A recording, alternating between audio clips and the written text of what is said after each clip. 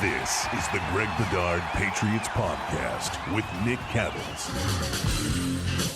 You are listening to the Greg Bedard Patriots Podcast with Nick Cattles, part of the CLNS Media Network. And let me start here, Greg. There's no way on God's green earth that I thought in May of 2025, especially after last season and what we saw with that Celtics run, I never thought that I would be looking forward to talking Patriots football in the middle of the NBA playoffs. But I'm really looking forward to talking about Patriots football today. Before we get there, we obviously have to hit on the biggest story. It's a brutal story. Jayson Tatum got hurt last night during Game 4 at Madison Square Garden. We're recording this at about 1:30 on Tuesday afternoon. No word officially as of yet what's going on regarding Tatum's health, but obviously the feeling is that it's not good. It was non-contact. He went down, writhing in pain. He was carried off the court. You saw him in a wheelchair in the back area. Many believe that it's most likely going to be an Achilles, but just your thoughts on what happened last night to Tatum. Yeah, absolutely. I mean, just an absolutely brutal injury. Things were slipping away from the Celtics even before that, and you just stating the obvious. I think everybody's in the same boat. I mean, it's one thing to be down 3-1. It's another thing to be down 3-1 and likely lose Jayson Tatum for a very long time. I mean, That being said, I am excited to see how they respond. I still think this team is plenty good enough. Now, are they good enough to win the next 3 games? Probably not. But, to be honest, I've never been the biggest Tatum guy. I've been more of a Jalen guy. And that's not to say Jayson Tatum looks like he was born to play basketball. I mean, his natural talents are great. There's some stuff about him, and it's not his fault. It's sort of the AAU culture, one and done. There's, some things that bother me about him, and I think that Jalen's had a tougher road. And so I am drawn to the players who are mentally tough, have had to overcome some adversity, who have been underrated in their career. And I'm more drawn to those guys than I am, top AAU, go to Duke, top draft pick, type of guy like Jayson Tatum. And that's nothing to take it away from Tatum. But I am excited. There's plenty of talent on this group. I mean, look, everyone's going to have to elevate their game, starting with Porzingis and Derek White and Holiday, and of course, Jaylen Brown, who physically, I'm not sure whether he's capable of that. That being said, the other thing that I wanted to say, and this is related to what you said, and I was thinking about this today, and obviously as the owner and operator of a Boston sports media site, are you telling me that in very short order, we're all going to have to care about the Red Sox? Like a lot? That's going to fill the gap until training camp? Are you freaking kidding me? And by the way, the Red Sox, they better get their shit together, because you have a segment of the fan base, including me, who's grumpy about the Bruins. More than grumpy. Some anger there. Now you got you put the Celtics thing on top of it with that group of fans. And then all of a sudden, if the Celtics get knocked out by the Knicks, now we're on to the Red Sox. There's going to be so much anger and resentment built up that if the Red Sox don't get their shit together and actually start to, look, I know they're in it standing wise. They played, mediocre. They're behind last year. They should be further ahead. They're underachieving, basically. If that stuff continues into Patriots training camp, they've lost everybody. The Red Sox have, including last night when Tanner Houck got shelled and they got blown out by the Tigers, nobody's really paying attention because of what's going on with the Celtics. In short order, the whole spotlight is going to be on the Red Sox, and they better have their shit together, or people are going to be super angry. I had the TV on the Red Sox game, the other TV in the pub room that I have. And the TV was turned off in the 3rd inning because I'm like, okay, 9-0. I'm done. Good job by Tanner Houck, baby. The Tatum stuff. I don't want to get into the Tatum Brown thing, and I've spoken a lot about that. I've shared my thoughts on that. I think this is just devastating. It's devastating. It's devastating for Tatum. He is 27 years old. We're talking about a guy who's walking into the prime years of his NBA career. What he has already accomplished is simply amazing, frankly. When you look at what he has done over the breadth of his career, by the time he was 27, not many dudes have done that in NBA history. And it just felt like he had his best season this year overall. And he was becoming that guy, the complete, the total package. And to have the injury when it happened is, again, it's just devastating. It's devastating for him. And I'm sure it's going to take him a while to process what happened. It sucked because I thought he was great last night. The rest of the team mostly stunk, and he was exceptional. I thought his defense in the first half was exceptional. His rebounding, his shot creating, his shot making.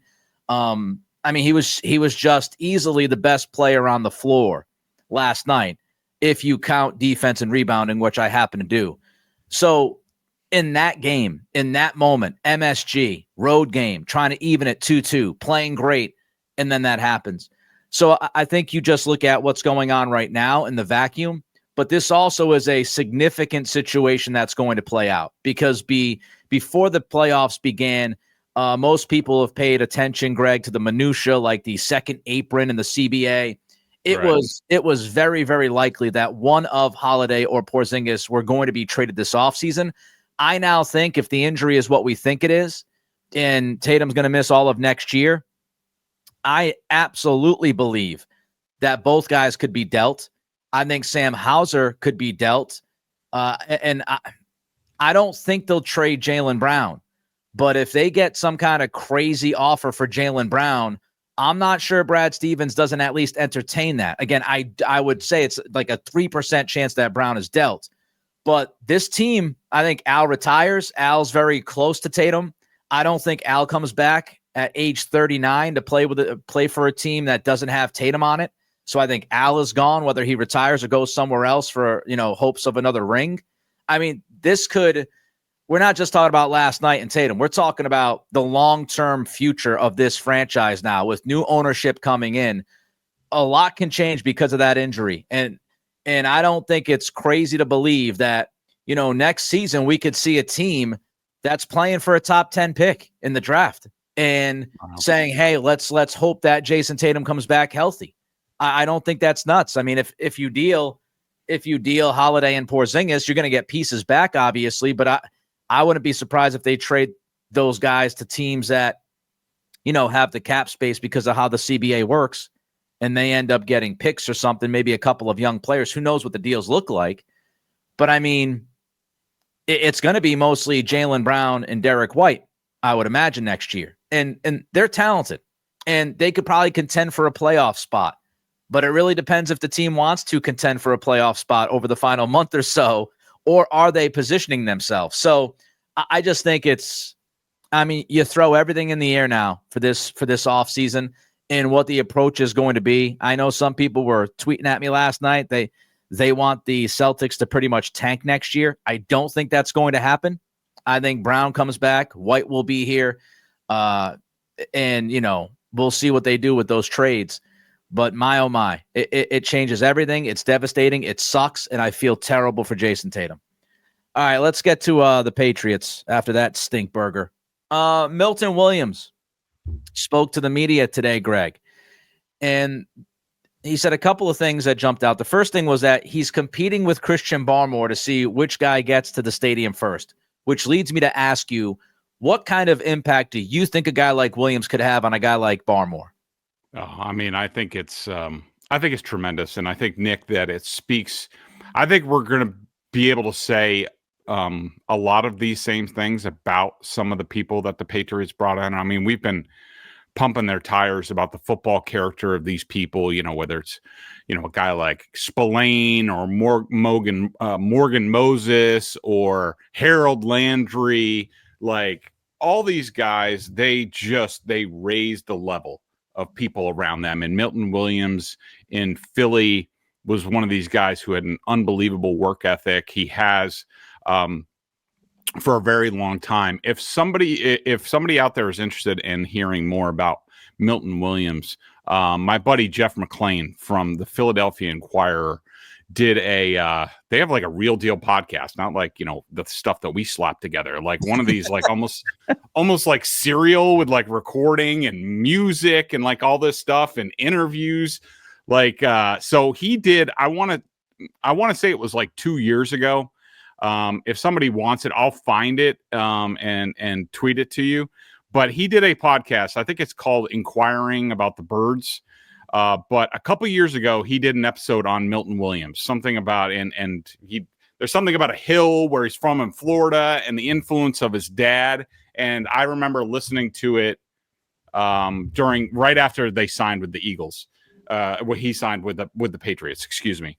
And you'll be blown away by the work ethic. So long story short, I mean, there were certainly red flags about, not bad red flags, but some questions about Christian Barmore when the team drafted him, which we have been over ad nauseum. And I have also said, basically since day one, since he got here, I didn't see any of those concerns anywhere on the practice field, on the film. He looks smart, effort, hardworking, all that stuff. So I don't think it's been an issue for him at all. But if Christian Barmore needed a little kick to get up to a notch where we know he's a good player, but the chance to be great, having Milton Williams next to him, almost like a stalking horse, can only be great. Something else that Williams said, he said that Vrabel called him out while players were running sprints, according to Andrew Callahan on Twitter. And this happened during the first week of the offseason program. Williams was ahead of teammates and the time to beat, so he slowed to the finish. Vrabel didn't like it. Williams said, he let me know, like, if you're going to be here, you're going to set the standard. Mm-hmm. Sounds like Williams hasn't slowed since, wrote Callahan. I know we're going to get to rookie minicamp later, so we could talk about what you saw with Vrabel at rookie minicamp in a little bit. But just the general idea here, Greg, of Vrabel and how he pushes buttons. And it's not going to work with everybody, right? It's not going to work with everybody, but they brought guys in that they think it's going to work with. And I would imagine they're just going to weed the guys out that it doesn't work with, correct? Yeah. I mean, Nick, I eat this shit up. And I'm not a Patriots fan. I'm talking about, like, I'm a coaching guru. People know that I coach softball and baseball, and I've coached other sports, and it's a passion of mine. It's something that I love to do. And Vrabel, I've long admired Vrabel, and Bill O'Brien was the same way. There's a lot of these coaches who, like, I observe, and they're old school, like me. And what Vrabel is saying is the standard is the standard, and your job is to meet it every single day. Don't worry about who's behind you. Don't worry about your teammate. Don't worry about you're supposed to push yourself every day. And if you push yourself, that should push other people. And if it doesn't, that's their problem, and they won't be here very much longer. But the standard is the standard. That means, in sort of, what I'm coaching now in softball, and this is just off the top of my head because we had a game last night. I mean, like, we take the worst secondary leads in the league, and it drives me up a freaking wall. And, not running bases out, not rounding first base hard on a single and putting pressure on the defense. Like, this is the stuff that you have to do. That is required to do if you want to be a good softball team. And it's the same thing in football, like, powering through the line, finishing your blocks, finishing the drill. This is the stuff that separates, just a team, and a team that has the potential to be good or great down the line. And so this is why I love Vrabel. I've always loved watching Vrabel, the joint practices with the Titans.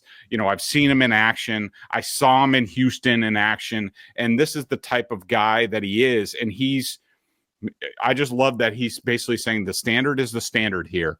And either you're with us or you're going to be out of here. And that goes for everybody on this team. Attention to detail too, just being detailed in how you approach it. And as you said, setting the standard, but making sure that everybody is aware of that standard, and just not letting anything get by. And that's how you feel with Vrabel. He's not going to let anything slip. He's got incredible attention to detail. Kendrick Bourne also spoke with the media. He talked about having his best year with Josh McDaniels, which we've talked about. What was different? If you went back, and I know you probably haven't watched film of 2021 and Kendrick Bourne specifically, but what do you think was the difference between Bourne of 21 and the Bourne that we've seen when healthy the past couple of years? I know what the difference was. And, we've sort of touched on it or talked about it, a little bit. But and this also goes back to coaching. Every single player that you come across, I don't care what sport you're talking about, they all learn differently. They all are motivated differently. And it's your job as a coach to figure out, especially once remember back then, Kendrick Bourne had signed a free agent contract. He was going to be here. It's not like he was an undrafted free agent. And you can be like, well, this guy's not going to get it, so we can cut him. You got to figure out how to get the best out of that player. That is your job as a coach, whether it's a head coach, a position coach, whatever. That is your job. And I thought, and the results speak for themselves, starting with Josh McDaniels, who was in charge of the offense, and also Mick Lombardi, who at the time was the wide receivers coach. They realized that Kendrick Bourne, he learns differently. Some guys, you say something, it sticks. Some guys are visual learners. Some guys are, tactile learners. Like, there's all different ways to learn. And they realized, like, Kendrick needed, he was a visual learner. He needed to do it. So those guys spent an enormous amount of time, and I'm sure others on the coaching staff, working with Kendrick, going through walkthroughs, showing him on video. I mean, it was a lot. It was a lot to get him ready from Monday to Saturday to play on Sundays. And of course, what happened the next year? Josh McDaniels, Mick Lombardi, they leave. It's Matt Patricia and whoever else on that staff. And it was very much of and I think we've heard some of the reports since then about, like, they're installing, Matt Patricia's installing stuff about, like, some blocking scheme. Well, what if the defense does this? Well, we'll get to it later. Or, this is on you guys. You need to figure it out. And Kendrick was, when that net wasn't there, when that learning net for Kendrick wasn't there, he was completely ineffective. And I think that goes to last year as well, where he makes a lot of mental mistakes on the field. Now, I will say, I don't think he's assured of a spot on this team. It's a very crowded wide receivers room. And if especially being one of the guys who's been in this system, if he's not on point early on, I don't see him here very long term, but we'll have to see how it works. Yeah, big time competition in the wide receiver room. Big time. And it's going to be interesting to see how that unfolds. And Bourne could be on the bubble. Booty is obviously on the bubble since his name surfaced regarding trade rumors and stuff going into the draft. So I thought that was pretty obvious that the Patriots were letting everybody know that Booty's not necessarily high on the priority list. And we'll see how it goes. You got Jalen Polk, Javon Baker. Do they survive? It's going to be fascinating to watch that wide receiver competition. One more thing I wanted to ask you before we get into the rookie minicamp. Greg Cosell, I'm sure a lot of people were excited to see that Greg Cosell replaced me on the last podcast. I was excited because I love Cosell. He's good shit. The biggest thing that stood out to me, Greg, was his love for Bradyn Swinson. What kind of reasonable impact should we expect from a guy like Swinson? Given that they've got Landry, they've got Jennings, they've got Chase on. Can he get some run? What's reasonable here? Yeah. It's interesting. I mean, we'll have to see whether guys like Anthony Jennings, who, I think is a really good player and I do think is a fit here, Jelani Tavai, whether those guys are fits. I mean, I think in my mind, and I agree with a lot of what Greg said. I think that Swinson, his body type, I think he's advanced in terms of like your normal rookies. You want to compare him to like a Josh Uche. I think he's way ahead of like a Josh Uche, even though Uche was a little bit more undersized and definitely smaller in terms of weight. And I think, in my mind, I think Swinson is a guy who's going to, have to work his ass off, bide his time. He might be inactive early, and it depends. Like some of the guys we're talking about, whether they stick or not, and whether he can overcome them. If he shows out in training camp all of a sudden now they're like, all right, well, let's trade Anthony Jennings. Like, this guy's ready. Now, I'm not saying that Swinson's going to start at any point in his rookie season, especially where he was drafted, but I think reasonably, he keeps going. If there's an injury at some point, I do think he's going to have the ability to step in. But for year one, you're looking at a designated pass rusher type, and it just depends on him how quickly that's going to happen. All right, we got more. We're going to talk about the rookie minicamp. But first, for those listening, we ask that you subscribe to the podcast, like, and leave a review. For those watching the show on CLNS, go ahead and hit that like button. Subscribe to the Patriots Press Pass YouTube channel, where you can find our show, a lot of other great Patriots content. Also, please make sure to turn on your notifications so you know the instant a new video drops.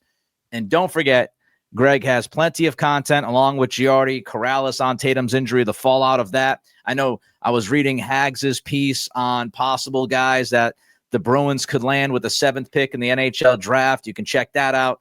All sorts of good work, $50 for the year at Boston Sports Journal. All right, rookie minicamp, Greg, you were there only one day, open to the media. That was Friday. And I talked about this on my other podcasts, the Locked On Patriots podcast, Everything Pat's on YouTube as well. What I saw from a lot of people, including you, was, my goodness, Mike Vrabel was almost overwhelming, an overwhelming presence on the first day of rookie minicamp. What'd you see, and what'd you think of it? Yeah, absolutely. I mean, it was just night and day from where we were with Gerard Mayo. And, I don't want to keep comparing it, even though, I mean, I think this is what the third straight is. So we compared Mayo to Belichick, now Vrabel to Mayo. It's a complete 180 from where they were, where, Mayo is sort of, pacing himself, CEO type, sort of walking around, observing, which is fine. Some, coaches do that.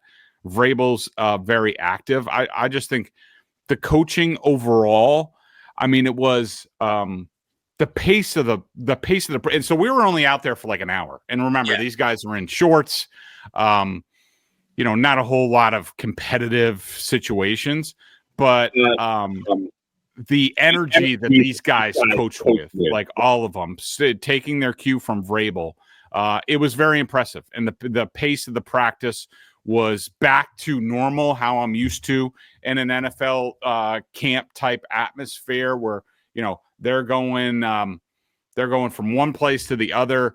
Vrabel's on all the details. Like here's an example. So at one point they took I think it was like a 90 or 2-minute water break. And in the O-line corner, Jason Hotalling, otherwise known as Haas. Haas. So just to give people a little insight. So the way the offensive line coaches worked, Marone was sort of more of a supervisor type. Hotalling was like the drill sergeant, teaching a lot, very loud, very into it. And then Robert Kugler was more of in charge of the scout team and stuff like that. But so during this break, you look over at the offensive line and they're doing stuff. Hotalling's like doing stuff, putting guys through drills and stuff like that, to where the point where Vrabel, like, he didn't yell at him, but he yelled like, "We're on a water break. Give them their water break." And he was like, "Oh, okay." And so they just stood around for like the next minute and a half till it finished. So those are the details that Mike's on that other recent coaches were not. Let's talk Will Campbell. Did size matter to you when you were watching him? A little bit. I don't know if it's because he had, who was the guy's name? Jack Conley. That BC, he was at BC. He was at left guard. That dude is a legit 6'7", 6'8". Like, he made Campbell look a little bit small. Because in any event, again, no pads. So we're used to seeing football players in pads. I thought Campbell in person was a little bit smaller than what I expected. The arm length was the arm length.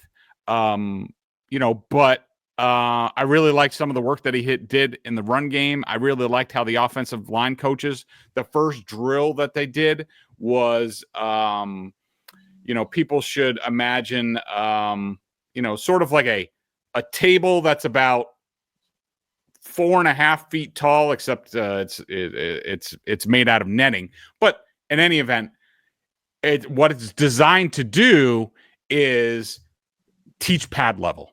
Keep your pad level low. So you're underneath this thing that's like 4.5. You're getting into your stance, but when you get on the move, you have to stay under. Your head hits it. So to me, I love that stuff because there's nothing more important than pad level and reinforcing that and all that stuff. Good stuff. And Will Campbell and Jared Wilson also all did well with it. Will Campbell was impressive with the stuff that they were working on in the run game. Not so much. We didn't see as much pass game stuff. But he definitely looked good. TreVeyon Henderson was not there the first day, open to the media. He did show up on Saturday, so we know that he was there after the first day. How bummed were you that Henderson wasn't there? I was super bummed. And I knew it sort of ahead of time. Everybody that I talked to said, it's nothing major. He's going to be out there tomorrow. Like, don't worry about it. So I don't exactly know what was going on with him. I thought that maybe there was a chance because you deal with this sometimes with rookie mini camps. And I'm not sure how Ohio State works, but some schools are on different schedules and you can't, there's some rule about if classes are still going on or exams, you can't practice until that stuff's over. So maybe Friday was the last day for Ohio State and he could be out there on Saturday. I don't know. I know I've dealt with that in the past. Stanford was one of those places that was on trimesters.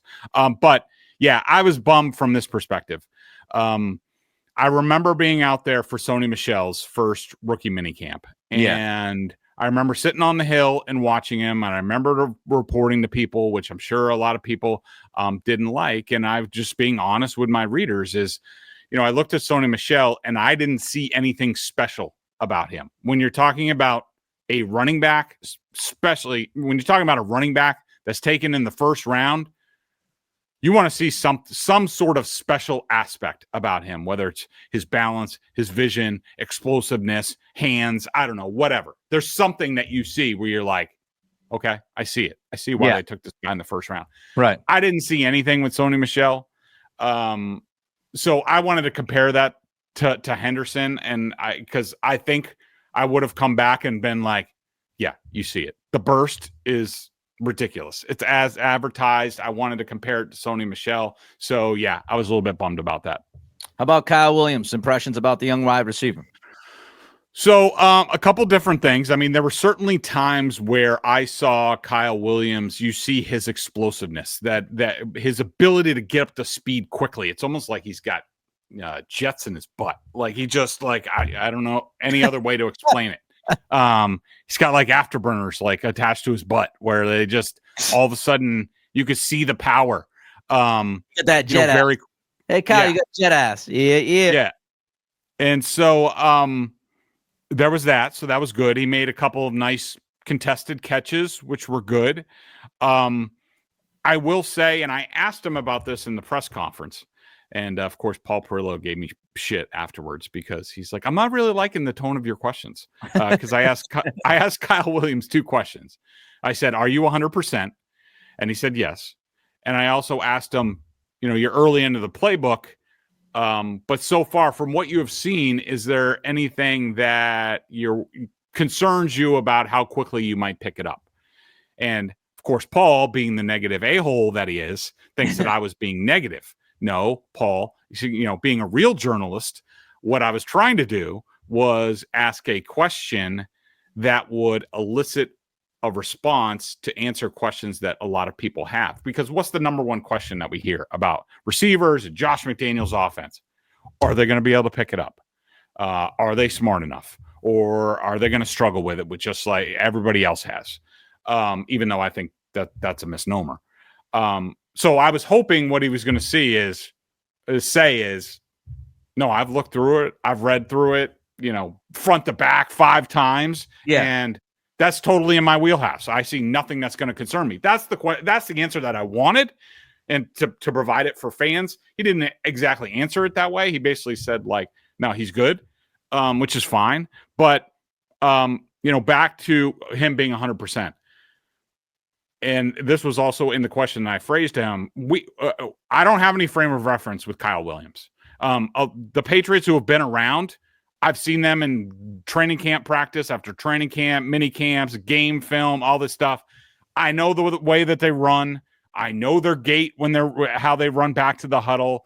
Some guys got a little bit of a, stylish, limp or whatever, pimp limp, whatever, going back to the huddle. Some guys run hard. We just, so when I see KB running back to the huddle, like, I could tell whether he's hurt or not because I've seen him do it a bunch of different times. Yeah, his gait. I have no frame of reference with Kyle Williams. So what I saw, in my opinion, was a guy that was running not 100%, which is fine. And, a lot of this stuff was tempoed, so they weren't going full out or anything like that. You had some guys like UDFAs, they're trying to earn a spot. Those guys are going balls to the wall. Other guys are not, or they're telling Kyle Williams, like, don't push it.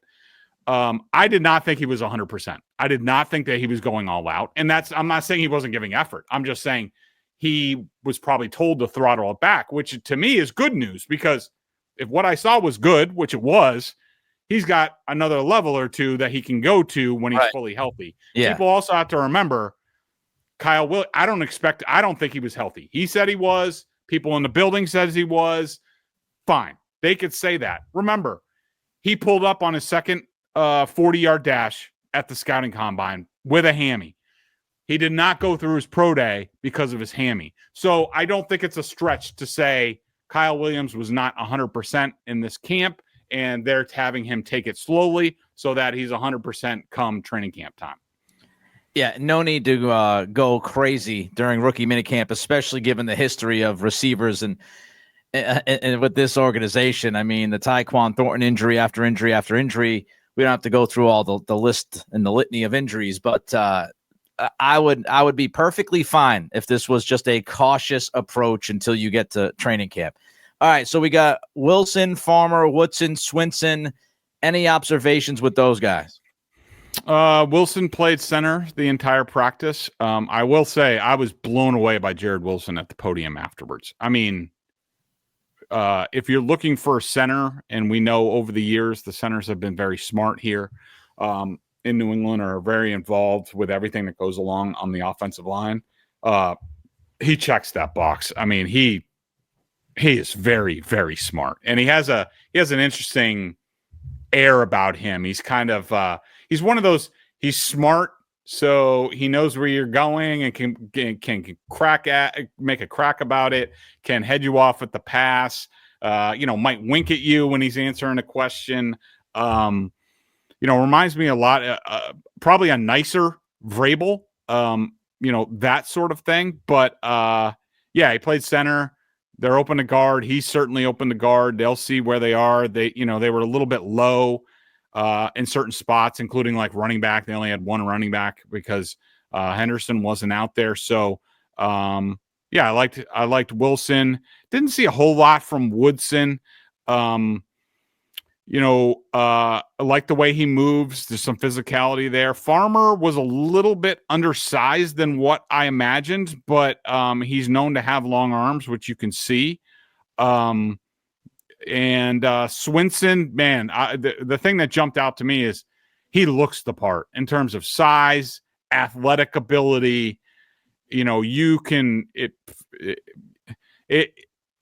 I think, watching him, you're like, I see this guy fitting quickly as a pro.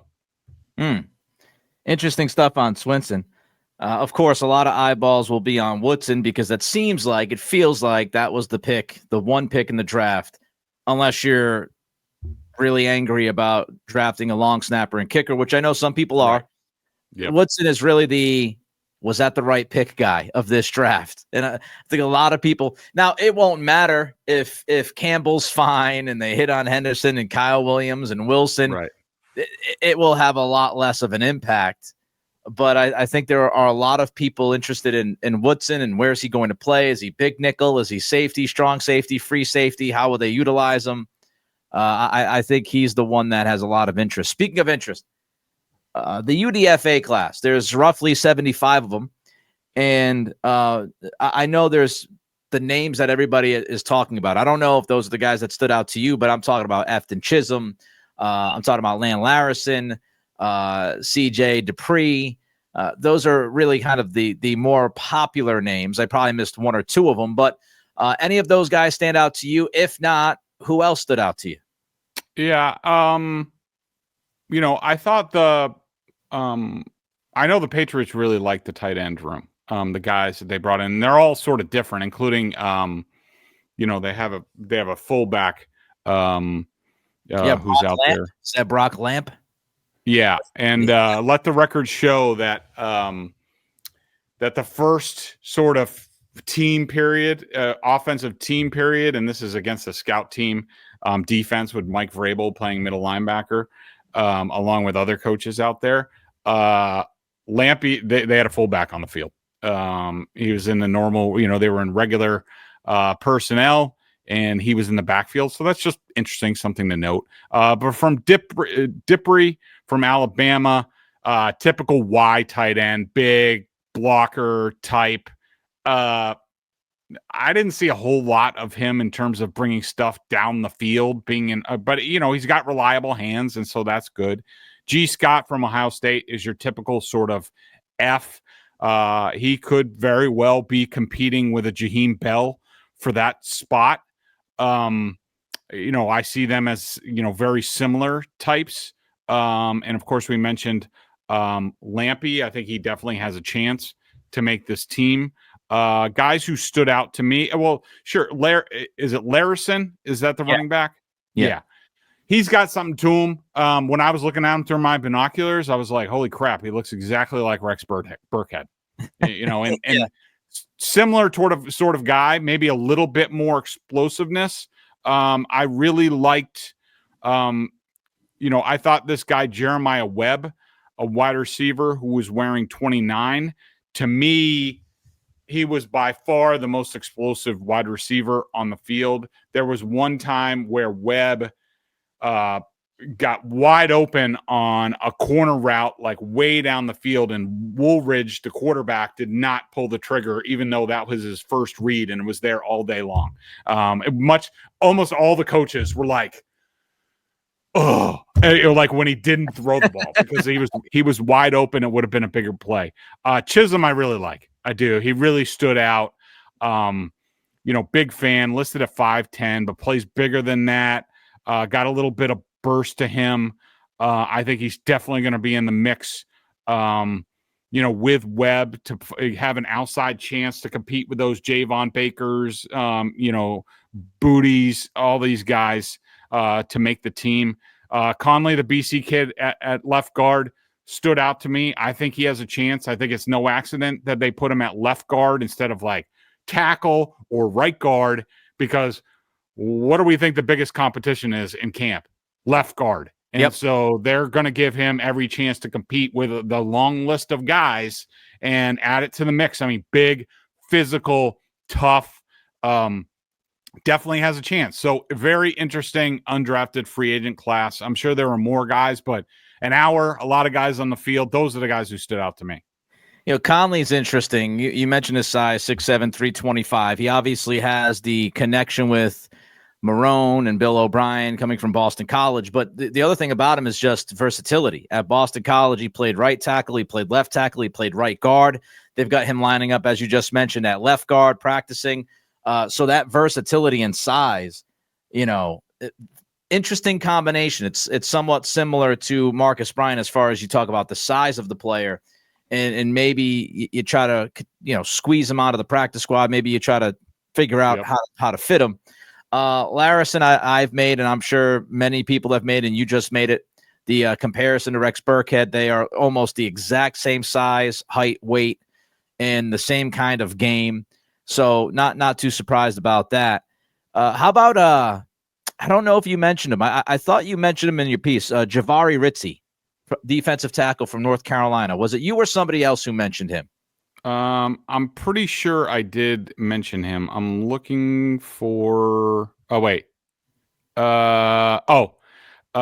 This was my Joshua Farmer write up. 492 seemed a little undersized, and he's listed at 6'3", 312. You notice the long arms. You know who did impress physically in that group? UDFA Javari Ritzy out of UNC. He's 6'4", 294, and well put together, similar to Keon White. And I said, no idea if he can play. But looking through my binoculars, and the defensive linemen were basically in this far corner almost the entire practice. And just to eyeball some of these guys and take a look at him, he was the one guy you looked at and you're like, from head to toe, similar to Keon White, how from head to toe, Keon White is a man. Ritzy was the same way, where you were like calves, thighs, chest, back, arms, everything. You were like, that dude's a man. So yeah, he stood out. Interesting guy because and I know that it was the ACC, and the ACC is not necessarily anything to write home about right now. But when you look at his production, I mean, he was an impact player for North Carolina last season, and you see some of the things that he did at North Carolina. He had 6.5 tackles for loss. He had 6.5 sacks for North Carolina last year. We're talking about an interior defensive lineman. So, pretty interesting. And you talk about how he's put together, Greg. I always go to the relative athletic score. His relative athletic score was through the charts. I mean, it's just unbelievable. 9.49 out of 0 to 10. Wow. So, I mean, we're talking about a guy who is a very, very impressive athlete, and somebody who is, as you mentioned, obviously has an NFL body, made some impact plays at North Carolina, so maybe he can get into the mix. Maybe. But he's a UDFA. He could be off the team tomorrow. We just don't know. He's Greg. He's not off the team tomorrow. I'm Nick. We're going to obviously talk about the schedule the next podcast, because we will be recording, I believe, on Thursday. The schedule comes out on Wednesday night. Win. So we'll go through the W's and L's. We'll talk about the schedule later in the week. Until then, be well. Talk to you soon.